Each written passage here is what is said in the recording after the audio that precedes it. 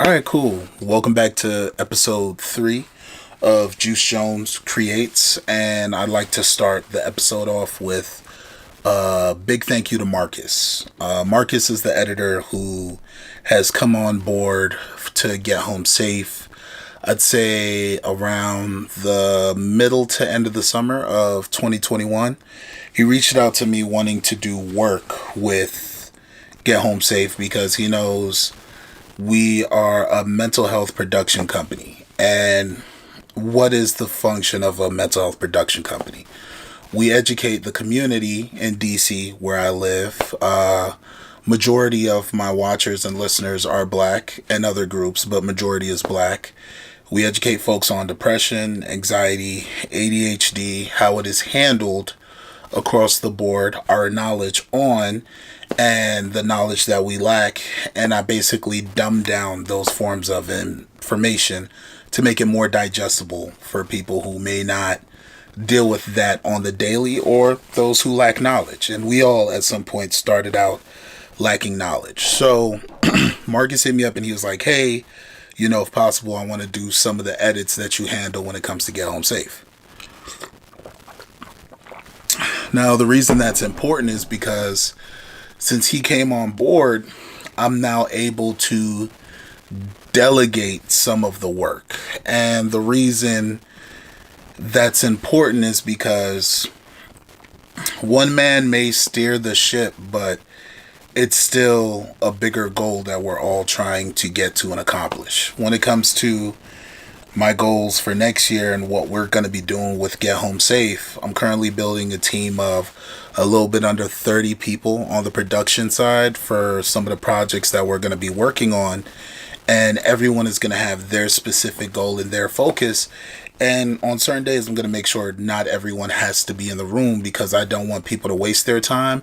And I don't want people to feel that their time is being wasted. So Marcus is important to what I'm doing because we plan on releasing a little bit under 500 episodes worth of visual content next year. The count is we're going to be releasing 365 days worth of mental health shorts between TikTok, YouTube, Instagram, and Twitter. We are also going to be releasing 24 episodes of Mental Health Monday twice every 2 weeks. So you're going to have an A and a B episode between 2 weeks altogether. And I'm also going to be releasing a show called If You Build It. And that's going to be 48 episodes worth of content. Content being each episode runs a little bit under an hour. Marcus is going to be handling the editing side, the photos, the B-roll, the narration for certain things, and he's an amazing writer too. Him handling the editing side of that when it comes to the content that I put out frees up space for me to sit down and work on storyboards. And the reason that's important is right now we're in the first week of December, and some companies that want to fund the work that we're going to be doing when it comes to these documentaries are like, hey, would you like to make a feature film? And the reason that's important is because the difference between making a documentary that may be like, let's say 16 to 28 minutes is different from a feature film. And feature films are technically about a little bit above 52, 53 minutes is the minimum requirement for a feature film. So now I'm at the point that instead of working on 3 storyboards between the 3 different documentaries and the 3 shooters, I may have to work on 6 storyboards, which would be a 28-minute storyboard for a 28-minute documentary versus a 52 to 54-minute feature film. Never done a feature film before, never done a documentary before, but I know and understand how important it is to tell a well thought out story, make it make sense, answer the questions of why, how, when, and taking the viewers with us for point A to point B to point C to point D. And this is going to be a feat because right now with Marcus working on the content for Mental Health Monday and the content for If You Build It, that gives me a chance to reach out to people and maybe even surf to see, do I need other people on the team that do storyboards? Do I need other writers? Should I reach out to folks that have done this before and being like, hey, I have this thing that I'm working on. Would you be able to help with the organizational process? Because the more you organize now and you're able to like organize your shoots, create a storyboard. How is this story supposed to end? Okay, how is this supposed to begin? What shots are we looking for? What topics are really important? And having that all listed out for each individual concept. And then, are you going to tell the same story with a 28-minute documentary or a 52-minute feature film? Is the same story told? This is really, it's not frustrating. It's really exciting. For me, it's exciting because it shows me where my ceiling might be. Like, hey, do you know when you, hey, this is a bit too much? Are you aware of what that looks like? And if it's not too much, what does these projects, because it's multiple projects, look like done correctly? And what's going to be the responsibilities of the other people that I'm going to be working with, whether it be a camera guy, whether it be the other room that I'm building. And do I want that room that I'm building to help me with the storyboards to be on set for when we're actually running the interviews? Do I want to run the interviews, or would I like other people to run the interviews? Are we going to allow there to be co-hosts? Because that's what that would be called. Have I ever explored what being a director is about and what that looks like? And within each of these documentaries or feature films, because that's where we're at now, is it important for me to still be on the other side of the camera? Because the story is going to be told from my point of view, of course, because I hire everyone and some of these ideas are my ideas, and the company that I'm working with, I'm really the driving force behind all of this. And no one's going to care about the stuff you care about as much as you do. But with that being said, are we still going to tell a good story if I'm involved in the process from A to Z? And what parts of the process do I need to sit out and just let people do what they came here to do? So it's week 3, which is really fascinating because of all the calls that I've gotten. When it comes to team management, because it's been such a more smaller team, I'm beginning to become a little bit more intricate with people's responsibilities and even newer ways of expression. So recently I hired someone to be the creative director for about a little bit over half of the photo shoots that we're going to be shooting for the third documentary project, which is a 12 photo shoots for the entire year. That's what that concept is going to be built on. And there's going to be a lot that goes into the concept, but you still got to remember, you have 12 photo shoots for the year. So with that documentary, you're juggling the, how do we make the 12 stories tie together? Are the concepts going to make sense for the season? Is the color grading going to be the same going from season to season to season on the shooter side of what we're doing? And how willing and free are the shooters going to be? And also, how involved am I going to be on the editing side of things? So like after the documentaries are shot, I'd like to give the folks that I'm working with a month and a half for the edits behind the content that we're shooting across the board.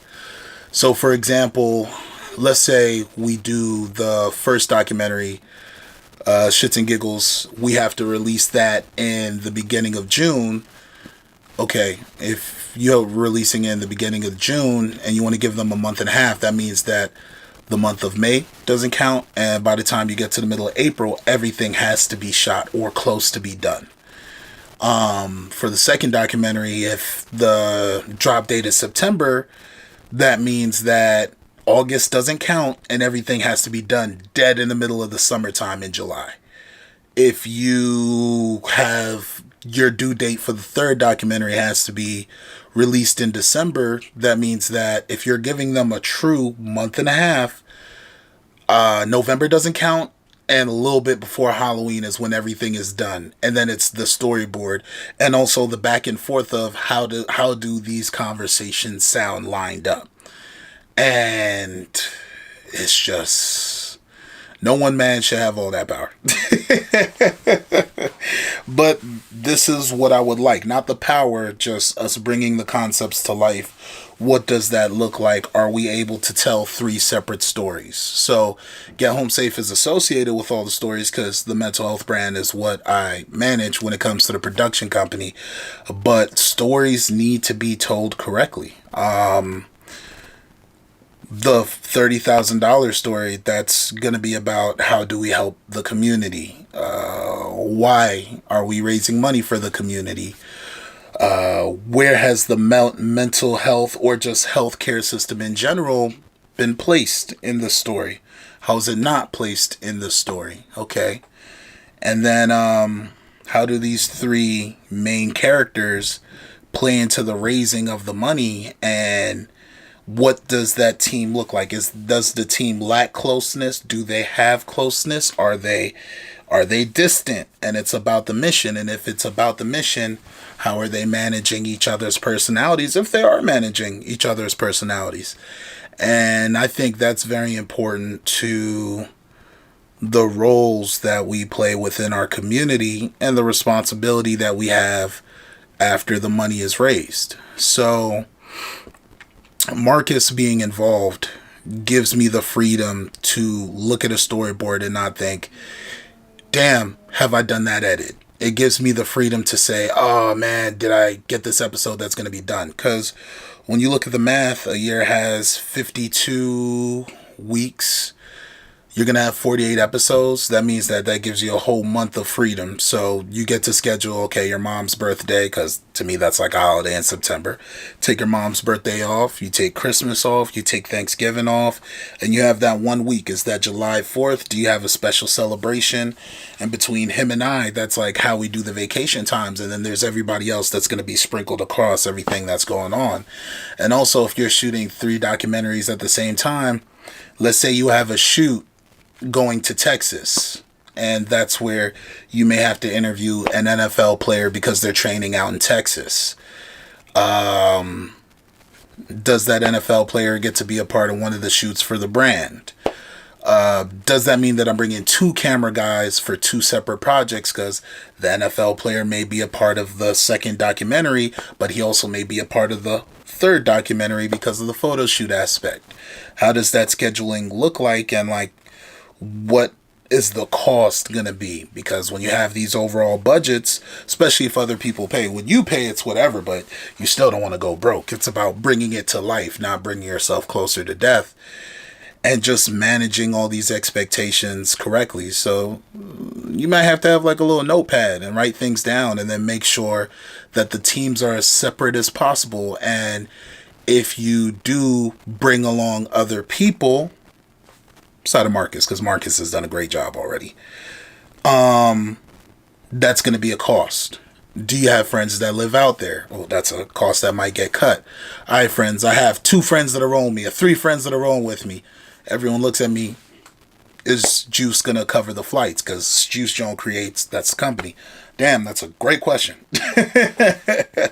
And then, like, how much of that is within the budget outside of newer equipment? If new equipment is needed, does that cover travel? Does that cover lights? Are there people that we can coordinate with in other states, other locations? Am I going to have someone that is going to be scouting locations before getting to the locations? But let's reel it back.